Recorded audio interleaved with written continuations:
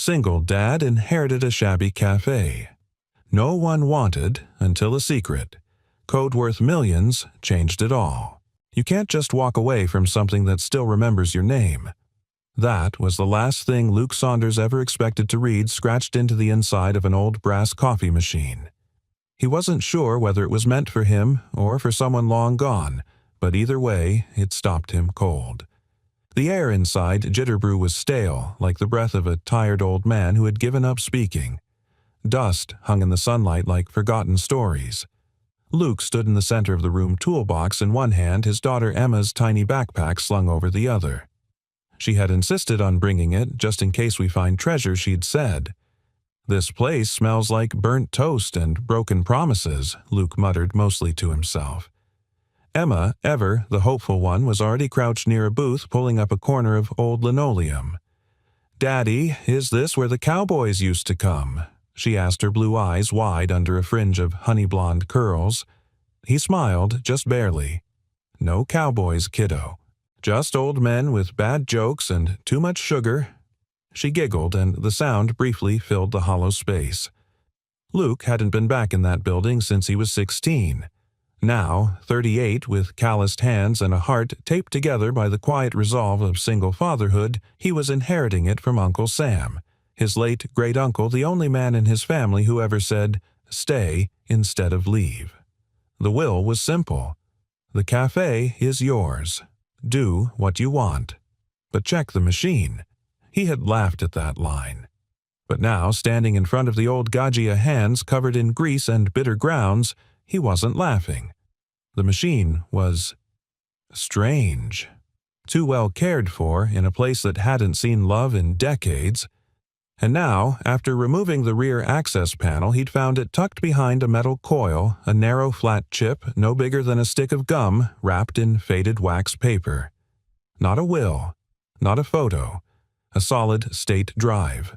"What's that?" Emma asked, her voice small and curious as she peeked up from the booth. Luke hesitated, then quickly slipped it into his shirt pocket. "Something your old man probably shouldn't mess with." She tilted her head. "Is it treasure?" He almost said no, but instead, could be. They stayed for a few more hours. Luke fixed a loose hinge on the front door.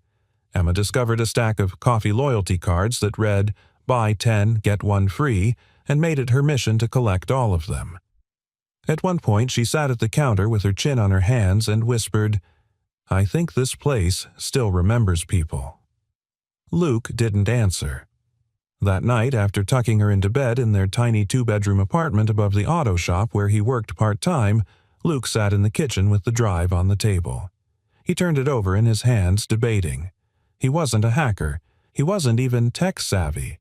But curiosity, that dangerous, persistent thing, nudged at him like a memory you couldn't quite shake. He plugged it into his old laptop. Nothing happened at first. Then a single folder appeared. Vera. He opened it. Encrypted, of course. But there were 3 video files with .mp4 extensions. 2 refused to play. The third crackled to life. Uncle Sam appeared on screen, older than Luke remembered, eyes clearer than they had any right to be. "Luke," he said, voice low, gravel thick. "If you're seeing this, I'm gone. That machine was never just about coffee, and this isn't just some inheritance. It's a burden, one I chose to carry. But now, it's yours." The video glitched, then returned. "They're looking for it. They'll come. Maybe not now, maybe not for months. But they will. The code inside this drive, it's not just math. It's leverage. And maybe justice if you've got the guts for it." Luke sat back, breath shallow. "What the hell did you get yourself into, old man?" The knock at the door came exactly 10 minutes later. 3 short, sharp raps. Then silence. Emma stirred in the other room. Luke stood slowly. No one knew where he lived. No one ever visited. He looked through the peephole. A woman, young, maybe 30. Long black coat, high cheekbones, dark hair pulled into a loose knot. Her eyes were sharp, not scared, searching. He opened the door halfway. She didn't smile. "Are you Luke Saunders?" she asked, voice precise, like someone used to getting straight answers. He hesitated. "Depends who's asking." She pulled something from her coat. Not a gun worse. A photo. Of him. Holding the same coffee machine part he'd found just hours ago. "I need to talk to you," she said. "It's about what you found today." Luke's jaw clenched. "I don't know what you're talking about." "I think you do. It belonged to Samuel Reed. And, if it's out in the world now, we don't have much time." He looked at her. Really looked. She wasn't FBI. She wasn't police. There was something in her eyes, weariness layered with urgency. And, behind that, pain. "Who are you?" "My name's Vivian Tran." And that thing you found, her voice softened slightly. It might be the only proof left that what happened to Sam wasn't an accident. She met his eyes dead on. "And if you don't help me, they're going to bury both of us." Right next to him. The silence after Vivian's words was heavier than any storm. Luke hadn't realized he'd been holding his breath until his ribs ached from the tension. He stared at her, framed by the yellow porch light, the photo still in her gloved hand. "Say that again," he asked, voice low. Vivian stepped forward slightly, her gaze unwavering. "Samuel Reed didn't die in an accident. And if you found what I think you did, then someone's already looking for you. For both of us." Luke's hand tightened around the door. "That's a hell of an opening line." She gave a faint smile, not out of amusement, but fatigue. "I've had worse first impressions." Behind them, the hallway light flicked on. Emma's sleepy voice floated through the gap. "Daddy, who's at the door?" Luke turned, his voice softening like a reflex. "Just someone asking for directions, kiddo." "Go back to bed, okay?" Vivian looked past him, her face changing subtly. "That's your daughter." He didn't answer, just closed the door gently behind him, stepping onto the porch with her. "Talk," he said. Vivian drew a shaky breath. "Sam was a friend. Not close, more like a mentor. I was an intern on one of his projects 6 years ago, back when I worked at Orion Systems." Luke frowned. "That's a defense contractor, right? It used to be. Now it's something much worse." She hesitated. Sam was building something no one wanted to exist. Not a weapon. A safeguard. Luke crossed his arms. "You keep saying things like they're riddles. Just tell me what's on the damn drive." Vivian looked him square in the eye. "A code. One that can control how artificial intelligence interacts with human morality. The original fail-safe." Luke blinked. "You're telling me my uncle built—" "What, a conscience?" She nodded, slowly, or at least a leash for those who lost theirs. He stared at her, then barked out a laugh, the kind that comes from disbelief, not humor. "Lady, I make brake pads for a living and pour coffee for tired truckers. I am not built for whatever movie you think this is." Vivian didn't flinch. "I don't need you to be a spy. I need you to be a custodian. Sam trusted you with this for a reason. Maybe because you're not like them. Maybe because you still believe in good." Luke's jaw flexed, but he didn't speak. A cold breeze rustled the wind chime above them. Somewhere down the street, a dog barked into the darkness. "I watched them bury him without a question," she said, quieter now. "No autopsy, no report, just silence. And now the last proof he ever existed is probably in your pocket." Luke looked away toward the horizon. The city lights flickered like dying stars. For years, all he'd wanted was to survive the day, keep Emma safe, keep the ghosts at bay. But now, "This you said they'll come," he murmured. "Who are they?" Vivian's voice lowered. "People who understand power, but not consequence. Who see ethics as a bug, not a feature. People who would turn Sam's failsafe into a leash, not for machines, but for people." Luke shook his head.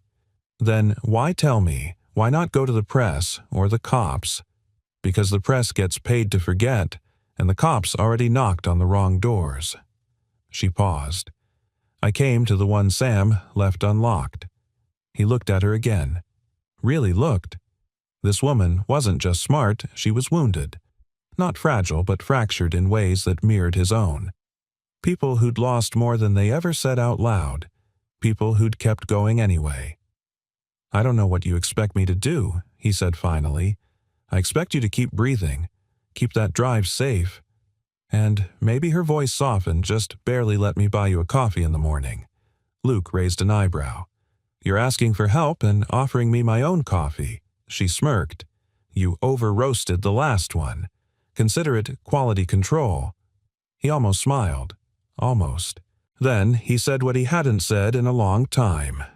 "All right." Vivian exhaled like she'd been holding that breath for a year. The next morning, Jitterbrew smelled like ghosts waking up. Luke had unlocked the doors just after dawn despite having no customers in years. The closed sign was flipped for the first time in a decade. Emma sat on the counter legs, scribbling something on a napkin. "I'm making a new menu," she announced. "This one has hope." Luke raised an eyebrow. "Hope's not a flavor, kiddo." "It is now," she grinned. "It tastes like caramel and doesn't give up." Vivian arrived just before 8. She wore a gray hoodie and jeans, a far cry from the night before. She carried 2 laptops and a duffel bag that probably weighed more than she did. Luke poured her a cup of black coffee. No sugar, no cream. She took a sip, paused, and said, "Still over-roasted." He smirked. "You're welcome." Emma slid over her napkin menu. Vivian read it aloud. Hope latte. Brave brew. Second chance espresso. "She made it all up this morning," Luke said. "Said this place needed a restart." Vivian looked at Emma, then at Luke. "She's right." They sat in silence for a moment. The kind that felt full. Vivian opened her laptop. "I'm going to show you something now. You can choose to look away, but once you see it, you can't unsee it." Luke nodded. "I've already seen too much to pretend I haven't." And with that, they began. Not a war, not a revolution, just a conversation. The first of many that would either heal the world or burn it down. Sometimes the truth isn't hidden in silence, it's buried in plain sight inside the things we never thought to question. Vivian said it softly as the screen flickered to life, casting a bluish glow over the dim interior of Jitterbrew. The morning sun fought its way through the dusty blinds, casting golden streaks across old tables and forgotten memories. Luke leaned forward, arms crossed, trying not to look like the storm in his chest was growing louder with every second. Emma sat nearby at the counter, humming to herself as she drew a superhero pig on a coffee sleeve Captain Bean. She didn't know the world was shifting in real time just a few feet away. Vivian clicked play. The video was grainy. Sam, again this time in a room filled with server towers humming faintly in the background. "If they're watching this," he began. "It means I failed to convince them the line shouldn't be crossed." He paused, eyes burning with conviction. Viraki was designed to measure intent, not data. It learns ethics from patterns of kindness, not code. It's built to recognize why someone acts, not just what they do. That scares people who have something to hide. The video distorted briefly, then stabilized. I encoded a fail-safe, a lock they can't fake, a signature based on the only variable they can't replicate, a human soul that refuses to bend. Then the screen went black. Vivian shut the laptop slowly. Luke exhaled through his nose. So he built a conscience for machines. And it turns out the people behind the machines are the real problem. Vivian nodded. The ones who want to rewrite morality in binary. Luke rubbed the back of his neck. "Why hide it in a coffee machine?" "Because it was the last place anyone would look," she said. "Sam told me once that coffee shops are where people tell the truth without realizing it. First dates, breakups, job interviews, regrets, dreams. It's all there between sips." Luke chuckled dryly. "I thought I was just burning beans for a living." Vivian looked at him. "Maybe that's what makes you the right person to carry this. You're not chasing power. You're just showing up. That stopped him. Showing up. That's what he did. Day after day. For Emma. For his late shifts. For bills that didn't wait and memories that wouldn't leave. No glory, no grand plan. Just showing up. His voice softened. What now? Vivian opened a smaller drive and slid it across the table. We build a copy. A clean one. One that proves what Sam made is real and that it was buried for a reason. Luke raised an eyebrow. Won't they trace it? This one doesn't connect to the internet, she said. Air-gapped. Manual decryption. I wrote the interface myself. He looked impressed. Remind me never to cross you. She smirked. You'd be surprised how many people already have. The doorbell jingled suddenly. They both froze. A woman stepped in mid-60s floral scarf holding a sketch pad. Sorry, she said startled. Didn't realize you were open again. I used to paint here in the mornings by that window. Luke exchanged a glance with Vivian. Then he smiled genuinely. We're open. The woman beamed. Then I'll take a seat, and a cup of whatever doesn't taste like regret. Luke laughed. Coming right up. As he moved behind the counter, Vivian watched him, the ease in his movements, the way he nodded at the regulars, even the ones who didn't know they were regulars yet. She leaned closer to him when the woman was out of earshot. You ever think about why Sam left it to you and not someone like me? Luke raised an eyebrow. Because I make great coffee. She smiled. Because maybe saving the world isn't about genius. It's about grit. And heart. He paused, holding a mug midair. I used to think I was just trying not to drown, he said. But maybe I've been swimming in the right direction all along. Vivian's eyes softened. And now Luke handed her the coffee. Now I teach the machine what hope tastes like. Emma looked up from her drawing. Daddy, what does hope taste like? Luke bent down beside her and pointed at her scribbled menu. According to you, caramel, and not giving up. She nodded sagely. Sounds about right. That night, Luke couldn't sleep. He stood in the kitchen, the drive in his hand, feeling the weight of a world he didn't ask for pressing down like rain clouds. He looked toward Emma's door. She was safe. For now. The question wasn't if they'd come looking. It was when. And whether he'd be ready. He walked back into the cafe, flicked on the light, and sat at the bar. He pulled a pen from the register and wrote something on a napkin. Then he taped it to the inside of the machine. It read, If this world forgets how to be kind, make sure this machine remembers. He turned off the lights and stood in the quiet, a man not seeking a fight but no longer afraid of one either. People always think revolution comes with noise. But sometimes, Vivian said, wiping her hands on a towel, it starts with the quiet click of a keyboard and the hiss of an espresso machine. Luke stood across from her behind the counter, sleeves rolled up, sorting through a box of parts from the back room. And here I thought I was just trying to keep this old tin can from electrocuting us. Vivian gave him a sidelong glance. You're maintaining a legacy. Don't downplay it. He grunted. Legacy smells like burnt beans. It had been 3 days since they reopened Jitterbrew. 3 days of cautious steps toward something that felt less like survival and more like a mission. The cafe wasn't packed, but it buzzed softly with returning neighbors, a young musician who liked to write lyrics in the corner booth, an elderly couple who used to meet here every Tuesday, a teenage girl quietly studying with trembling hands and dark circles under her eyes. And now, Luke. Luke, who'd once believed his only purpose was to keep the lights on and his daughter fed. Luke, who now reassembled his uncle's life one part at a time, not just in hardware, but in hope. Vivian had moved her gear into the back office. On the surface, it looked like spreadsheets and budgeting files. In reality, she was building a clean room environment, no internet, no cloud, no leaks. Every decrypted layer of VeraKey required manual confirmation and contextual verification. This isn't just code, she'd told Luke. It's a reflection of values. Sam built it to learn from humans, not control them.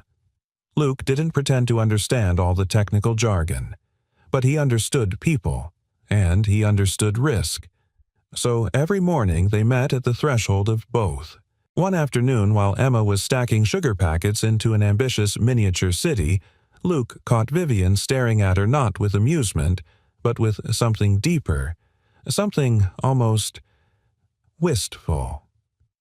"You okay?" he asked, pouring her a cup of decaf. Vivian blinked, then smiled faintly. "I used to want 3 kids." Luke raised an eyebrow. 3. She nodded. 1 to challenge me, 1 to ground me, 1 to surprise me. He leaned against the counter. "What happened?" She hesitated. "Life. Work." I kept saying, "later." Then later turned into never. There was a pause. Then Luke, quietly, "You'd have been good at it." Vivian looked at him, and something unspoken passed between them, something not quite romantic yet, but filled with a kind of aching understanding. 2 people who had spent so long surviving they'd forgotten how to let joy linger. "I'm still learning," he added. "Some days I'm just trying to keep her from gluing cereal to the dog." Vivian smiled wider this time. "You're doing better than you think." That evening, as the last customer left, Vivian pulled out a stack of decoded printouts. "Here," she said, laying them out. "This is the heart of it." Luke studied the diagrams, flowcharts, behavior trees, ethical hierarchies. This looks like therapy notes." Vivian nodded. "That's kind of what it is." Sam trained Viraki on lived empathy, not simulations. Real conversations, real reactions. Not just how to make a decision, but how to justify one with integrity. Luke pointed to a line of a code. "Delay response if confidence and moral alignment is below 60%. So it hesitates. Vivian's eyes lit up. "Yes, exactly. Machines don't doubt. That's the flaw. But Viraki was designed to doubt on purpose. To ask, is this kind? Is this fair? Am I missing something human?" Luke sat back slowly. Sam wasn't just building code.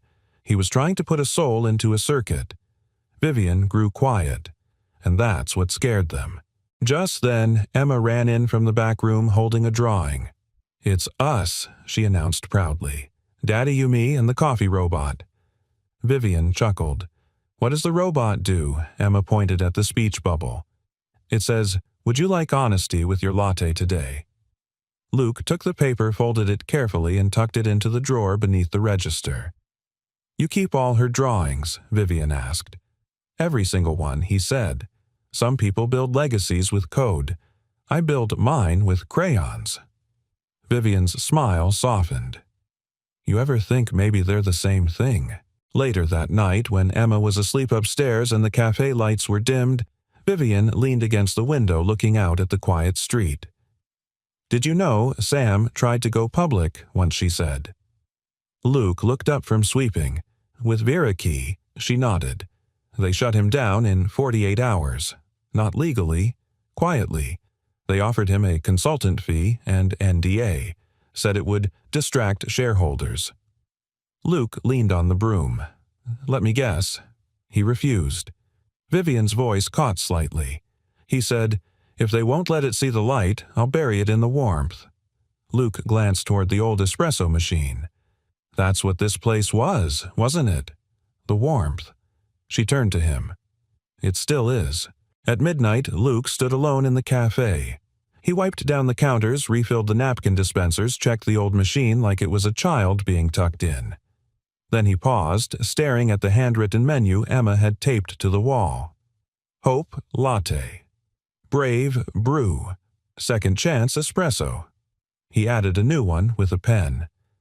The redemption roast tastes like standing back up. He looked out the window into the sleeping town and for the first time in years didn't feel like he was on the outside looking in. He whispered to himself almost like a vow, "Let them come. I know who I am now, and I know what I'm fighting for." "You ever get that feeling?" Luke said, eyes narrowed behind the cafe window like you're being watched, but the world keeps pretending it's normal. Vivian didn't look up from her laptop. "That's not a feeling. That's intuition, and you should listen to it." Luke tilted his head toward the corner of the street. Parked by the curb just outside the reach of the morning sun sat a gray sedan. Clean, generic, too clean, too still. It had been there the past 3 mornings. No movement, no visitor, no driver visible. He wiped his hands on a towel, masking the edge in his voice. "You think they found us?" Vivian finally looked up, her eyes sharp and suddenly alert. She stood, walked toward the window, and gave the car a glance that lasted no more than a second. "Not FBI," she said. "Wrong posture. Not local law, either too patient." Luke raised an eyebrow. "So who is it?" She stared at the espresso machine for a moment, then answered. "The kind of people who knock only when they already have a key." Luke turned to her, voice quiet but loaded. "You said we had time." Vivian's reply came like a whisper layered with steel. "I said we had a head start. There's a difference." Emma came bouncing down the stairs from the apartment above, pigtails bouncing, carrying a crayon drawing of Captain Bean Saves the Day. She waved it like a flag. "Look, look. The robot saves the whole town with kindness." Vivian's lips curled in the ghost of a smile. "I hope you're right, sweetheart." Luke leaned over and kissed Emma's head. "Why don't you go help Mrs. Ortega stack sugar packets? She loves your towers." Emma lit up. "Yes, my record is 22 before it falls." She darted off to the corner booth. Vivian's voice lowered. "We should copy the drive again, in case something happens." Luke nodded. "What do we do with the original?" "We keep it moving, hide it where logic wouldn't think to look." She paused, then added, "You ever been to a church thrift shop?" By mid-afternoon, the sedan was gone, but a new tension lingered in the air like the echo of a scream you hadn't heard yet. Luke closed early. No explanation, no goodbye. Just a soft bell chime as the door locked behind the last customer. Upstairs, Emma was napping. Downstairs, the cafe was dimmed. Just the soft hum of Vivian's backup laptop and the rhythmic click of Luke washing dishes. "What if we're wrong?" he asked suddenly. "What if we're just feeding shadows?" Vivian answered without hesitation. "Then at least we'll know we weren't afraid to look them in the eye." He dried his hands, leaned on the sink. "I'm not afraid for me." "I know." Silence stretched. Then Luke asked, "How did you meet Sam?" Vivian smiled faintly. "I crashed a cybersecurity panel at Stanford. I was 23, thought I knew everything, and he waited until I made a fool of myself in front of 20 experts. Then walked up after and said, 'You've got the fire, now learn to aim it.'" Luke chuckled. "Sounds like him. He taught me that real intelligence isn't about answers. It's about the courage to pause, to question. Machines don't pause. That's what makes Vera Key different." Luke stared at the floor, then up at her. "Why'd you walk away?" Vivian hesitated. Her voice broke slightly. "Because I didn't know if I was strong enough to carry the truth without destroying myself." Luke studied her face. No makeup, no armor, just exhaustion worn like a badge. "You still don't know."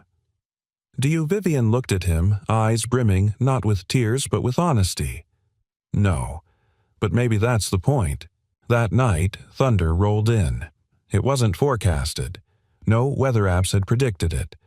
But the sky cracked open just past midnight as if the universe decided the truth deserved its own drumroll." Luke was up sipping cold coffee in the dark when he heard it, a sound too soft for rain, too steady for coincidence. A click, not a door, a window latch. He moved quickly, quietly. Reached under the register where he kept the old baseball bat Sam had carved into the words, "Swing with purpose." He stepped into the hallway. Nothing. Then a whisper. "Luke, Vivian." She was barefoot, hair down, holding her laptop close to her chest. Her eyes wide. "They tried to breach the encryption," she said. "Remotely. Which means they know the signature." Luke blinked. But how she cut him off. Someone leaked it. From inside Orion. They've been watching the metadata trail. Even offline they can track environmental changes. Temp shifts, fan spikes. We have to move. To somewhere Vera Key was never supposed to reach. He frowned. meaning she took a breath. To a place where truth isn't digital, where people still talk, where values aren't filtered through an algorithm. Luke stared at her. "You're talking about my hometown." Vivian nodded. "Your uncle didn't choose this place for nothing." He looked upstairs toward Emma's room. "Then we leave at first light." In the gray haze before dawn, Luke taped a small note to the cafe's front door. It read, "Temporarily closed for repairs. But kindness is still brewing. Be back soon, don't lose heart." And just like that, they disappeared. No big exit, no grand speech, just a father, a daughter, and a woman carrying the last piece of a man who believed the future deserved a soul. "There's something sacred about places where the internet doesn't reach," Vivian said softly, gazing out the window of the old pickup as it rolled down the winding country road. "It's like the noise forgets how to find you." Luke kept his eyes on the road, hands steady on the wheel. The early morning fog clung to the trees like secrets that refused to lift. Emma was asleep in the back seat, her head resting against a pillow shaped like a cloud arms wrapped tightly around Captain Bean, now with a tiny felt cape Vivian had stitched the night before. "She sleeps better in motion," Luke said, his voice rough from the long drive. "Something about not knowing where we're going." Vivian turned from the window and studied his face. Tired, yes, but determined. There was a gravity to Luke Saunders that most men lost after their first heartbreak or their second mortgage. "You trust me," she said suddenly. "Not a question." Luke gave a small nod. "Enough to put my kid in a truck and drive through 3 states without blinking." "Yeah." She watched him for a beat. "Why?" He glanced at her, then back at the road. "Because you're running towards something, not away from it. And people don't do that unless they're trying to make something right." Vivian didn't answer. She just looked out the window again, this time with a quiet tightness in her throat. They arrived just before noon. A rusted "Welcome to Alder Creek" sign greeted them with flaking paint and a bent metal arrow pointing toward the town square. It was barely a town, more like a memory with a post office. 2 diners, 1 church, a library the size of a trailer, and a gas station that sold fishing rods and moon pies. Luke pulled into a gravel lot beside an old mechanic's garage. A man in overalls looked up from under the hood of a tractor, wiping his hands on a rag. "Well, I'll be damned," the man said, squinting, "if it ain't little Saunders." Luke stepped out and grinned. "Only guy I know who still calls me that." The man walked over and pulled him into a one-armed hug. "You disappeared after prom night. Some of us figured you ran off to be a rock star." "Nah," Luke said, glancing back at the truck. "Turns out I became a janitor with a side of espresso and a daughter who thinks kindness is a superpower." The man's eyes softened as Emma emerged sleepily from the back seat. Yours, Luke, nodded. "All mine." "Well," the man said with a grin, "you did one thing right then." Vivian stepped out next, and the man's eyebrows raised slightly. "This your wife?" Luke hesitated. "She's a friend, with important reasons to be here." The man didn't press, just nodded. "Well, any friend of little Saunders is family. You'll stay at the old Saunders cabin. Still standing somehow?" Luke blinked. "You kept it?" The man's smile turned wistful. "Sam made me promise. Said one day someone would come back and need it more than the spiders did." The cabin was small, nestled between 2 hills, the front porch leaning forward like it had secrets to tell. Inside, dust danced in the shafts of sunlight, but the walls were solid and the floor didn't creak too much. Vivian walked through the living room slowly, her fingers trailing the bookshelf, the faded photographs, the warmth still lingering in the quiet. "He built a place like this," she whispered to remind himself what mattered. Emma opened a drawer and found a deck of cards and a half-finished crossword. Daddy Uncle Sam was funny. Luke laughed. He was. Smart, too. Said crosswords were how he sorted his thoughts. Vivian sat at the table and opened her laptop. Then maybe this is the right place to finish sorting his legacy. That night, with Emma asleep in the upstairs loft, Luke and Vivian sat outside on the porch. The stars were bright, unapologetically bright, scattered across the sky like they belonged to someone who still believed in magic. Luke handed Vivian a mug of black coffee. No sugar, no cream, just warmth. She took a sip and smiled. "It's better when the world's quiet." He nodded. "It's better when you're not afraid." She turned to him. "Are you afraid?" He thought about it, then answered, "I was, of being too small, of not mattering, of trying to fix something that never wanted to be whole." Vivian looked down at her mug, and now he met her eyes. "Now I'm afraid of not trying." There was a long pause. Then she whispered, "That's the bravest thing anyone's ever said to me." Luke didn't smile. He just looked at her, really looked, and said, "You're not carrying this alone anymore." Vivian's voice cracked as she spoke. "I don't remember the last time someone said that to me, and meant it." He reached across the space between them and gently placed his hand over hers. "I do," he said, "because I've said it every night to a little girl upstairs who thinks hope can wear a cape." Inside the Viraki system was running diagnostics. No signals, no trackers, no surveillance. For the first time in years, it was surrounded by silence, by peace, and for the first time since Sam's death, the code began to open fully layer by encrypted layer, as if it could sense that someone finally was listening with the right heart. The knock came just as the sky turned copper, that strange hour between light and dark when everything feels both sacred and uncertain. Luke froze mid-step on the porch. He'd been refilling the bird feeder with Emma, her tiny hands cupped around sunflower seeds like she was offering gold to the wind. Vivian looked up from her laptop inside the cabin, instantly still. The knock came again. Not loud, not urgent, just deliberate. Luke turned to Emma. "Sweetheart, go inside. Find Miss Vivian okay." Emma's eyes flicked to the door, then to her father's face. She sensed it, the tension, the shift. "Is it bad?" she whispered. Luke crouched to her level. "I don't know yet, but I'll find out." She nodded solemnly and walked toward the cabin, her footsteps soft like she was trying not to wake a sleeping giant. Luke opened the door. A man stood there, mid-50s, tailored gray coat, dark trousers. Clean-shaven, but his face carried the weight of 1,000 difficult decisions. His expression was pleasant, neutral, but his eyes, cold scanning, missed nothing. "Mr. Saunders," the man said, like they'd known each other for years. Luke's jaw tightened. "You're not from around here." The man smiled politely. "I'm from everywhere." Luke didn't move. "What do you want?" "A conversation." The man glanced at the porch swing, preferably before the sun's gone.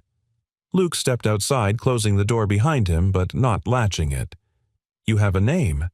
The man tilted his head. "Let's say I'm a representative, someone who values balance." "Funny, Luke said you don't look like someone who drinks decaf or worries about balance." The man smiled again. "Fair enough. I'll be direct. We know you have access to something that doesn't belong to you." Luke's voice was quiet steel. "It belonged to my uncle. It was never yours." The man didn't blink. That's not how intellectual property works. Luke crossed his arms. "Then maybe you should have thought of that before you buried him in silence and forged a death certificate with no autopsy." For the first time, the man's smile faltered barely. "You're a mechanic, Mr. Saunders. A barista, a single father. This is a world you don't want to be in." Luke stepped closer. "You're wrong. This is exactly the world I want to be in. Because for once, I'm not fixing something broken. I'm protecting something good." The man's tone cooled. "Do you know what Viraki really is?" "I know it's the last thing standing between conscience and control." He gave a slow nod. "You think you're defending truth. But truth, Mr. Saunders, is a luxury. Empathy is inefficient, and your uncle's invention. It's dangerous, because it teaches machines to hesitate, and hesitation costs billions." Luke didn't flinch. Then maybe the wrong people are in charge of the billions. The man sighed, then reached into his coat. Luke tensed, but he pulled out only a small envelope. Sealed, Crisp, I'm not here to threaten you. We don't do that. I'm here to offer you a way out. For your daughter. For the woman inside. For peace. Luke took the envelope and opened it slowly. Inside, a cashier's check. 7 figures. No conditions listed, but the silence said everything. Take it, the man said. Disappear. We'll finish what your uncle couldn't, without the chaos. Luke stared at the check. Then he folded it once, twice, and dropped it on the porch floor like it was lint from his pocket. I already disappeared once, Luke said, but I made a promise to my daughter I'd stop running. The man's voice dropped. Then she'll pay the price for your pride. That did it. Luke stepped forward so close their noses almost touched. You ever threaten my daughter again, he growled, and I won't be polite about what happens next. The man straightened his coat. We all make choices, Mr. Saunders. Some noble, some regrettable. I just hope you're still around long enough to understand the difference. Then he turned and walked back toward the waiting sedan tires crunching the gravel like quiet thunder. Inside the cabin, Vivian had watched everything from behind the curtain. When Luke entered, her expression said she'd heard enough. That was them, she said. He nodded. They know about Emma, she added. He sat at the table, face pale but fierce. I noticed. She looked at him, eyes softening. You could have taken the check. Luke met her gaze. And teach my daughter that conscience has a price. Vivian exhaled slowly. You're going to get us all killed with that kind of nobility. He gave a tired smile. Then let's make it worth the cost. That night, with the power flickering and the wind howling like a warning, Vivian backed up the last decrypted files onto a physical hard drive encased in ceramic and sealed in a hollowed-out Bible Luke had kept from childhood. He placed it under the floorboards. Old hiding place, she asked. No, Luke said. Sacred one. They stood there for a moment in the dark, the only light coming from the glow of the coffee machine, a symbol of warmth, of stories of something human still fighting to exist. You think we'll win, Vivian whispered. Luke looked toward the stairs where Emma was sleeping soundly. We already did, he said, because we didn't give in. Vivian reached out, gently touched his hand. You're not who I expected. And you're exactly who I needed, Luke replied. Outside, the storm grew, but inside, for now, the signal was still off, and the heart still on. It happened just after midnight. One moment, the old cabin hummed with life. Vivian's quiet typing in the living room, Luke flipping through Emma's sketchbook at the kitchen table, the soft whistle of wind through the cracked window panes, and the next, everything went still. The lights flickered once, twice, then died. Vivian sat back, her screen black. Luke looked up. That wasn't the storm, he said. She didn't answer. Just reached under the table, grabbed the emergency flashlight and flicked it on.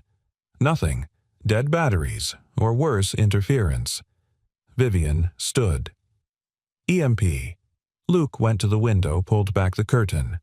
Total darkness outside. The entire town swallowed. No streetlights, he murmured. No grid. Vivian's voice was suddenly calm. Too calm. They're here. Luke turned. They cut the power to the entire valley just to get us. They don't care about subtlety anymore, she said. They care about containment. From upstairs, Emma's voice soft, confused. Daddy Luke was already moving.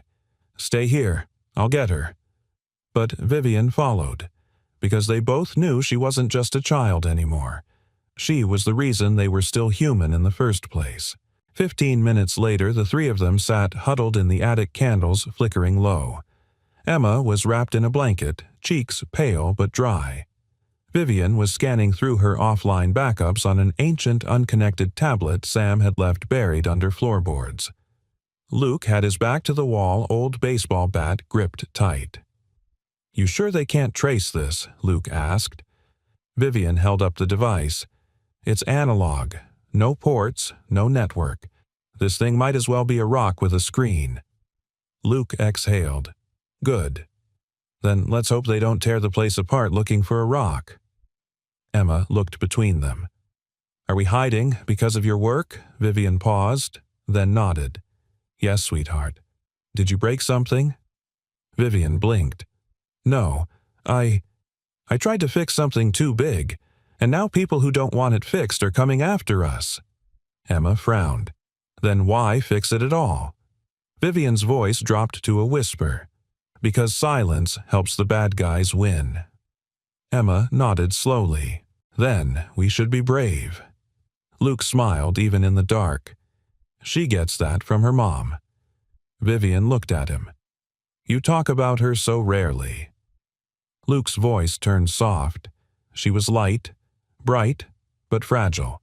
The kind of person who thought loving meant fixing, until one day she couldn't fix herself. Vivian's eyes were full of quiet understanding. She left number cancer did.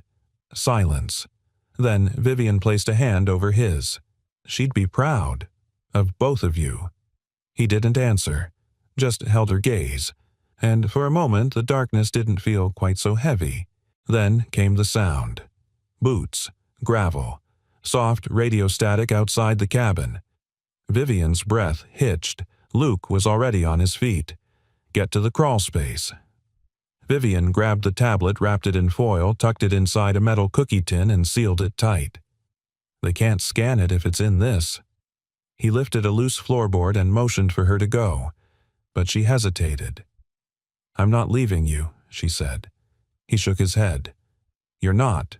You're protecting the future." She stared at him defiant. He touched her cheek. "Vivian, if they find me, I'm just a janitor who ran a coffee shop. But if they find you, you're the key." Vivian's lips parted. But then Emma, trembling, crawled into her arms. And that was what decided it. Vivian climbed down.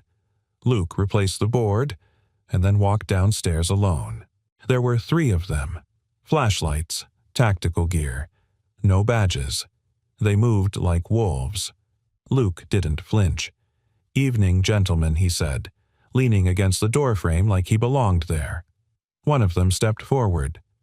"You alone?" "Always have been," Luke replied. "Except when I'm not."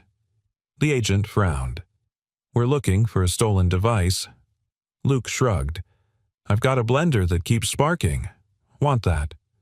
No smile, no banter. "We know who you are," the agent said. "We know what you're protecting. Then you know I won't hand it over." The man reached into his jacket. Luke didn't move, but instead of a weapon, the agent pulled out a small object, flat metallic. "Signal jammer," he said. "We're cutting this place off for good. No calls, no transmissions, no witnesses." Luke raised an eyebrow. "You always announce your crimes like Bond villains." The man stepped closer. "We don't need to, but you deserve to know what's about to happen." Luke stared at the device, then up at the man, and then he smiled. "You ever work in plumbing?" he asked. The man blinked. "What?" Luke stepped back. "Because sometimes when pressure builds, things explode." He kicked a switch under the counter. The propane stove ignited in a roar. Smoke filled the kitchen. The fire alarm screamed, and chaos broke loose. Upstairs in the crawl space, Vivian held Emma close as sirens howled in the distance. Not fire trucks, police, local, the sound of truth arriving. Vivian whispered, "He bought us time." Emma buried her face into Vivian's chest. Vivian kissed her forehead and closed her eyes. "He bought us something bigger than time," she whispered. "He bought us the chance to finish this." The fire was mostly smoke-controlled, intentional disruptive enough to trigger the town's emergency alert system without causing real damage. By the time the first responders arrived, the black-suited intruders had vanished into the trees, leaving behind only their footprints and a melted signal jammer in the kitchen sink. Luke sat on the back steps a cut above his brow and soot on his sleeves, giving his third statement to the local sheriff. The man scribbled notes on a yellow pad, occasionally glancing at Luke like he couldn't decide whether this was an arson case, a conspiracy theory, or a bad episode of Dateline. You expect me to believe the sheriff said, tapping his pen, that a bunch of guys in tactical gear just showed up in the middle of a blackout, said nothing official, and tried to… What? Steal a computer? Luke shrugged. If I'd told you they were after a coffee recipe, would that be more believable? The sheriff looked him over. You got a record? Nope. Military background. Just community college and a leaky espresso machine. The sheriff sighed. You realize this whole story makes you sound like the crazy one, right? Luke gave a tired grin. I'm okay with that. Truths always sounded a little crazy at first. Back inside, Vivian sat at the kitchen table with Emma, both of them still wrapped in wool blankets. The sheriff had left them alone, temporarily satisfied or just confused enough not to press. Vivian's hands were steady now, but her eyes were sharper than ever. On the table in front of her lay the ceramic-encased drive from Sam's code, now carefully wired into an ancient offline router Luke had dug up from the shed. What you're doing, Luke said as he entered and closed the door behind him. It's not just releasing a file. Vivian nodded. I know. It's a war. Vivian's voice was low. Wars don't always have soldiers, Luke. Sometimes they just have stories. Emma, sipping from her mug, asked, What happens when you send it? Vivian looked at her. Then it's free. Then no one can bury it again. Luke pulled up a chair beside them. You sure it's ready? He asked. She tapped a few keys. The final checksum blinked green. Yes. She paused, fingers hovering above the Enter key. This code, she said softly, it's more than just ethics, it's soul. It teaches artificial intelligence how to hesitate, how to weigh harm, how to feel consequence. Luke leaned in. So it turns machines into… What? Vivian looked at him. Witnesses, she said. It makes them witnesses to human choice. That's what scared Orion. Not control. Conscience. There was a moment of silence filled only by the quiet hum of the backup battery. Vivian turned to Emma. Do you want to do it? Emma blinked. Me. Vivian nodded. You've been the bravest one here. Emma glanced at her dad. He smiled, gave a small nod. Then, slowly, Emma reached out and pressed the key. The screen flashed white. Then the code began to move packet by encrypted packet into decentralized servers across the world. Sam's vision at last leaving the room it was born in. Vivian sat back, breath trembling. Luke reached for her hand. It's done. She nodded. It can't be undone now. They'll try to suppress it, spin it, rebrand it, but they can't unsee it. Enough of the world will know. Emma looked up. Does that mean we're safe now? Vivian and Luke exchanged glances. Vivian answered gently. It means we're braver now. And sometimes that's better than safe. That evening they took a walk through Alder Creek. The power had been restored. The town felt sleepy but untouched the way small towns do after a storm has passed without landing a blow. Luke carried Emma on his shoulders, pointing out constellations as they walked. That one's Orion, he said. Fitting, huh? Vivian looked up. Ironic, or poetic, Luke added. They passed the corner bakery, the shuttered post office, and finally reached the community board outside the diner. Someone had already tacked up a flyer code of Conscience a New Future for AI below. It a QR code and a hand-scrawled message. Sometimes hope needs bandwidth. Vivian stared at it for a long time. You didn't put that there, Luke asked. She shook her head. No. He smiled. Then we're not alone anymore. Back at the cabin, as Emma drifted off to sleep with Captain Bean tucked beside her, Luke and Vivian stood on the porch in the cool evening air. You're not going back to the company, are you? Luke asked. Vivian shook her head. I think I'm done building empires. So, what then? She looked at him, her voice calm. I want to build community. One coffee, one conversation at a time. Maybe teach girls how to write code with a conscience. Maybe write a book. Maybe she hesitated. Stay here a while longer. Luke raised an eyebrow. You saying that because of the cabin? She smiled, slow and soft. I'm saying it because of the people in it." He looked at her long and deep. "Vivian," he said, voice suddenly thick with emotion, "you don't have to be brilliant to be enough." Her eyes shimmered. "And you don't have to be broken to be real." They stood there in silence. No need to fill the space. Because some stories don't end with a bang. Some just breathe. The letter came wrapped in ivory paper sealed with gold foil and delivered by hand. No return address, no sender name. Just one line beneath the flap, handwritten in deep blue ink, "You still have time to walk away." Luke found it on the porch at sunrise, resting on the old wooden step like it had grown there overnight.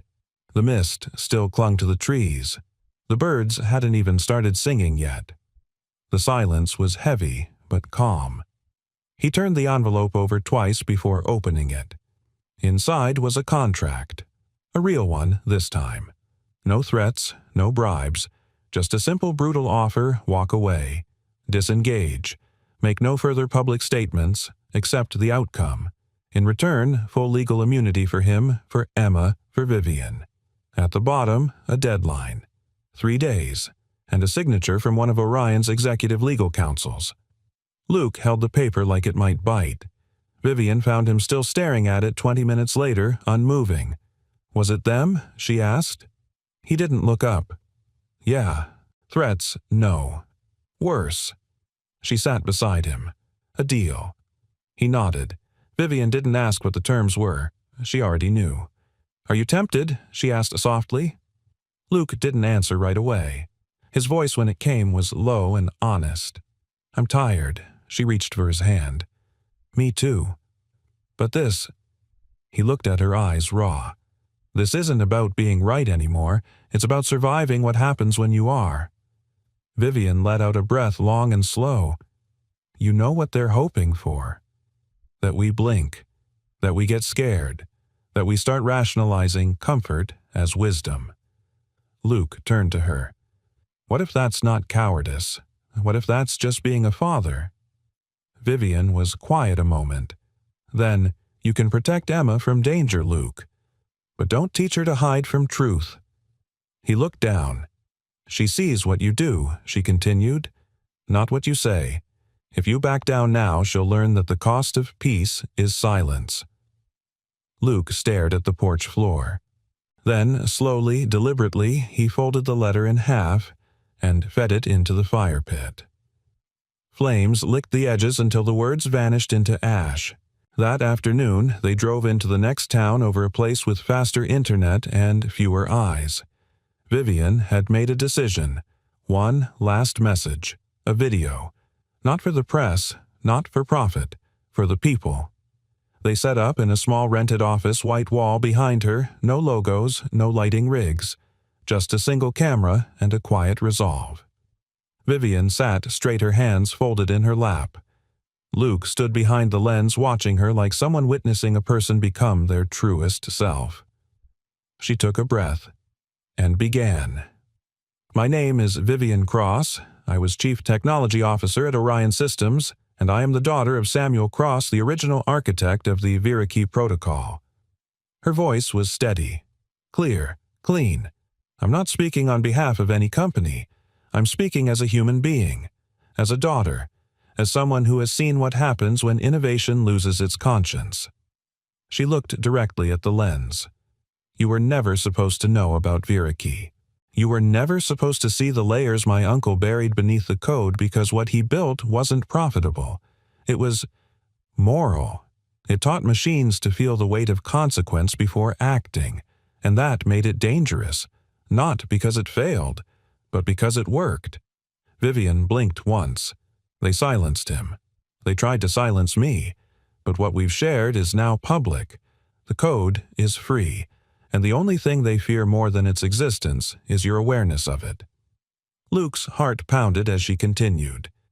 "If you're watching this, I ask only one thing: demand better. From your companies, from your governments, from yourselves. Technology should not be made in boardrooms. It should be born in the presence of children because they will inherit its consequences." She paused, just long enough for the words to settle. Then, Don't let them unmake what we've started, because the future is watching." Vivian stopped, hands still, eyes firm. Luke swallowed. "That was—" he began, then stopped. Vivian looked up at him. "Enough." He nodded. "More than." They uploaded it. Within 2 hours it had been downloaded to multiple blockchain-verified mirrors. Within 6 it reached underground forums. By the end of the day, a public GitHub archive titled "The Conscience Upload" had gone viral on Reddit. And by dawn, mainstream media couldn't ignore it anymore. "She's trending," Luke said, the next morning phone buzzing non-stop. Vivian didn't reply. She was watching Emma braid ribbons into Captain Bean's cape. Luke sat beside her on the porch swing. "You okay? I'm—" "Still here," she said. "That counts for something." He leaned in slightly. "It counts for everything." Vivian turned to him. "I keep thinking about what you said," she whispered, "about surviving what happens when you're right." Luke met her gaze, and she smiled, faint but true. "Maybe we don't just survive it. Maybe we build from it." There was a silence. Then he reached out gently, brushed a strand of hair from her cheek. "We already are." 1 year later, the snow returned. Not the sharp, punishing kind that cut through your coat, but a gentle flurry, the kind that blanketed the rooftops like forgiveness. Alder Creek had changed, though no one had made a big announcement. It changed quietly like a healing bruise. The local hardware store installed solar panels. The town library had a new AI literacy program funded anonymously. And where Sam's old coffee shop once stood, now stood The Hearth, a cafe tech hub where people could grab a cup of coffee and learn the ethics of coding in the same breath. Luke stood behind the counter apron dusted in flour, carefully pouring a heart into a cappuccino. His hands had gotten steadier over the year, not from rest, but from purpose. Across the room, Emma sat cross-legged in front of a group of kids holding a tablet in one hand and Captain Bean in the other. She was showing them how to build kindness into a code string like it was a magic trick. Vivian watched from the sidearms, folded eyes warm. She wore less black now. No more stiff business blazers. Today, it was a soft ivory sweater and faded jeans, the armor of someone who had nothing left to prove. Luke set the drink on the counter just as she approached. "Latte," he said with cinnamon on top. "Like you never asked for, but always needed." Vivian raised an eyebrow. "Are you saying I'm predictable?" "I'm saying you're known," he replied gently. "And that's better." She took a sip, smiled. "Still too much milk." He leaned on the counter. "Still here, though." She looked around the shop. "I've been offered 3 positions this month, startups consulting a university fellowship in Boston." "And yet," Luke said. She nodded. "And yet." They stood in comfortable silence, letting the room breathe. After a moment, Vivian asked, "Do you ever miss it?" The adrenaline, the chaos. Luke looked at her then, over at Emma, who had just burst into laughter with the kids. "No," he said. This is where the real work is. Not in code, but in connection." Vivian tilted her head. "You think your uncle knew it would lead to this?" Luke gave a small smile. "I think he hoped it would. That's what hope is, right? A blueprint for a better world, even if you don't live to see it built." She reached across the counter, touched his hand. "You helped build it." He met her eyes. "We did." Later that afternoon, the 3 of them took a walk through town. Snowflakes drifted like lazy confetti. Emma ran ahead, leaving footprints that crisscrossed the sidewalk in wide loops. She carried a little wooden sign under her arm. Luke noticed it first. "What's she got?" Vivian squinted. "Looks like one of the crafts she made at school." When Emma reached the old town square, she knelt down and stuck the sign into the snow beside the cafe entrance. They caught up just as she stepped back to admire her work. Vivian read it aloud, voice catching slightly. "Kindness is the new code." Below the words was a drawing, a steaming cup with a little heart above it, and 3 stick figures, 1 tall, 1 medium, 1 small, holding hands. Luke swallowed. Vivian crouched beside Emma. "Why here?" Emma shrugged. "Because this is where it started." Vivian blinked. "You mean the project?" Emma shook her head. "No, us." Luke stepped closer, pulling his daughter into a hug. Vivian rose slowly and looked at both of them. "You know, she said there are moments that change the world, and then there are moments that change us." Luke looked up, and the world follows. Vivian smiled. Eventually, that evening back at the cabin, they lit a fire. Not because it was cold, but because it felt right, like remembering. Luke poured 3 mugs of hot cocoa. Emma insisted on marshmallows 3 in hers, 2 in everyone else's because fairness mattered. Vivian sat on the floor, legs tucked under her, gazing into the flames. "You know what I think she said?" Luke looked over. "What?" "That code. Sam's code. It wasn't about machines making better choices. It was about giving people permission to believe they could." Luke stirred his cocoa slowly. "We keep talking about his legacy like it was digital, but maybe it was something smaller, quieter." Vivian nodded. "Something like love, made visible." Emma, curled up beside them, yawned. "Are you two going to get married, or what?" Luke and Vivian both choked on their cocoa. Vivian laughed first. "Is that how subtle you are now?" Emma grinned. "I'm 10. I don't have time for subtle." Luke looked at Vivian, suddenly unsure, suddenly boyish. "Well," Vivian tilted her head. "Ask me properly, coffee boy." He set down his mug, reached over, took her hand. "Vivian, cross," he said. Voice steady. "Will you stay? Not just in the cabin." But in all of it, the mess, the mornings, the burnt toast, the tired smiles, the whole unfinished thing. She leaned in, rested her forehead against his. "I already have," she whispered. Outside, the snow kept falling. Inside, the fire kept burning. And in the corner of the room, Captain Bean sat propped up beside a sketch Emma had drawn in crayon, a simple line of code beneath 3 stick figures. "If love me, stay." And the beginning of something good. And maybe that's all we need sometimes. Not a grand revolution. Just one quiet place where love, truth, and second chances are allowed to bloom. Now it's your turn. Where in the world are you listening? From we love hearing your stories, your cities, your hearts, your reflections. Drop them in the comments below. If this story moved you, if it reminded you that healing is possible, that courage can come in the form of a coffee cup, and a little kindness, please consider subscribing to our channel. We tell stories that restore faith in people and hope in humanity. Thank you for being here, for sharing this moment, for believing in better. We'll see you in the next story. Until then, take care of each other.